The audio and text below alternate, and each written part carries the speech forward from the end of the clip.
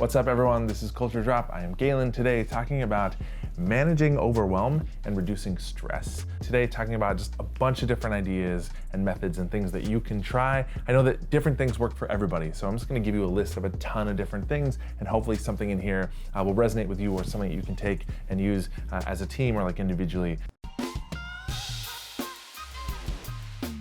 I'm gonna do these in no particular order at all. Some of them will be weird because some of them are like personally for me and they might not resonate with you, but that's totally fine. So first one, I'm just gonna just crack into the list here. So the very first one I think is empower other people to solve problems and deal with things and ask other people to step up. A lot of times as a leader or even just part of a team, we feel like if we don't put our hands in something and fix it and do it ourselves, it won't get done right, that we have to have our hands in every single thing. And this is a great opportunity if you find that you're having to help and do other people's work for them to empower people to solve their own problems and specifically ask them step up, I need you to complete this totally and bring it back to me looking like this. Along with that is delegating. Get things off of your plate. The people who I think end up most stressed out and most overwhelmed are people who are control freaks.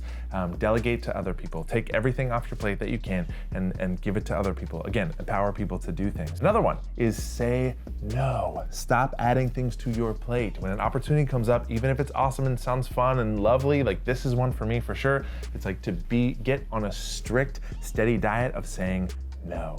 No, I can't do that. I don't have the bandwidth for that. I'm not able to take that on at this time. Have some boundaries about what you continue to add to your plate. This one requires a little bit of audit for yourself, but I think make sure that you are doing something either in your job or in your life that you're good at. Doing things that you're good at, that you like to do, that charge your batteries. So in your job, if you are the kind of person that likes to be, building something and doing the busy work, make sure that you're not spending most of your job daydreaming and brainstorming ideas and vice versa. Make sure that your strengths and the things that you're good at, that you're doing and they're part of your job. It's a very quick path to being burnt out and overwhelmed and feeling super stressed out when you're doing something that is not your natural state of flow. One thing that is really serious is do something weird for no reason at all. Just no reason. Stop! I feel less stressed out. A lot of these things I think we've heard before, but we've never actually done them. But put one thing on your schedule every single day that is outside your normal routine. And maybe part of your routine every day is taking a walk around your neighborhood. Go the other way. Change the path that you walk in every day, or just do one thing every day that is outside your normal routine that you don't normally do. I think that's a good way to again, we get in a static place in our brain and these very specific patterns and routines, and it's nice to shake that up and break it up. It just creates more energy and more movement for us. This one is great. It works for me really, really well. I find a lot of success with this is block out time periods in your day. One way that I feel overwhelmed is that I look at everything that I have to do and be oh my God, I have to climb an entire mountain. But if I block out 1 hour for email, 1 hour for writing up this proposal that I have to send, if you block out your day in chunks, then for me, it allows me to compartmentalize where it's I don't have to think about everything I have to do, because if I'm putting this from 3 to 4 p.m., I'm gonna work on this thing, I can release it from my brain until I get to that point. This one's great if you love chocolate. Set up rewards in your day. I do this for myself. Get 4 things scratched off your list, or get this far down your list and reward yourself. And that can be, it should be with chocolate, but it could be with anything. Just find some kind of miniature reward. And maybe that's that you take 10 minutes and just zone out on your phone or do nothing, but reward yourself for getting productive things. Just thinking about chocolate makes me do a little shimmy shoulder. Chocolate. I like this one.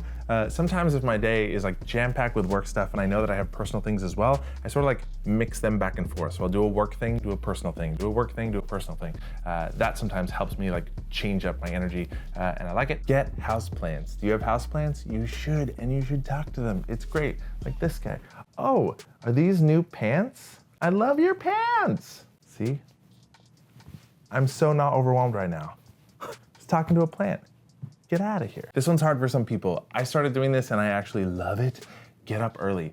For me, I lose steam every day at 2 or 3 p.m. I sort of start to run out of steam. So I've been getting up early in the morning, and when I do, even though it's something I've thought about doing and dreamed about doing for a long time, when I started actually doing it, it feels like stealing hours out of the day. I get more done from 6:30 to 7:30 or 7 to 8 o'clock in the morning than I do from 3 to 4 in the afternoon. So if I leave work a little early, start early, like working when you're more productive, I think is like a really great way to, again, sort of like stay in your flow and not be burnt out. Take a pause, take a beat, stop, and just like, for me, put earphones on and just like listen to music and zone out the world. What's love about a second-hand emotion? This one might be weird. It's from the brain of Galen, but spend 1 minute or 30 seconds pretending like you're someone who likes to do the thing that you have to do. I do this to like, I hate to like get up and go to the gym or whatever, certain tasks that I just like dread doing, but I think just like tricked myself to be like, I love doing this thing. And just like start doing it by like tricking yourself to be like, just for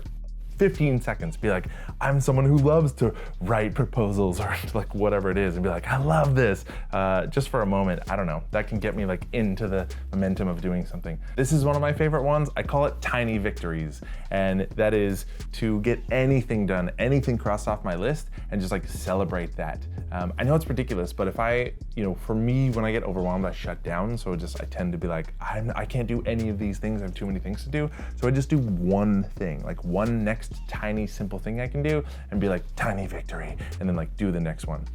It's random, but like I love it. Tiny victories for me works all the time. When I have to like clean out my office or do something that I'm like, oh, I don't want to do this thing. Let's do one thing and be like, tiny victory. These two go together and they're really, really great. But the people around you, ask for, ask for help.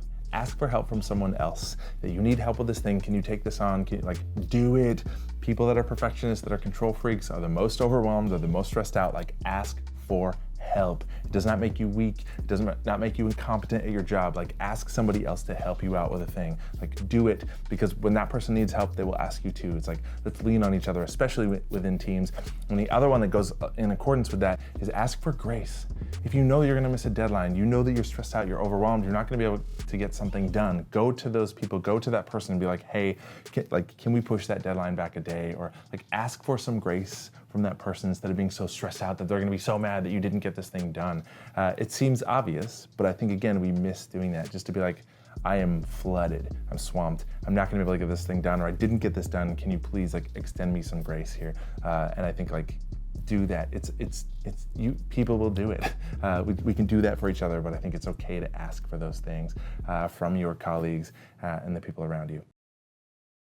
Thanks for watching and tuning in. Subscribe to our YouTube channel. We have our weekly email list, the Culture Drop. You can subscribe to that and get these emails right in your inbox. Follow our social media channels. Put out a lot of free content around being more awesome and building great teams.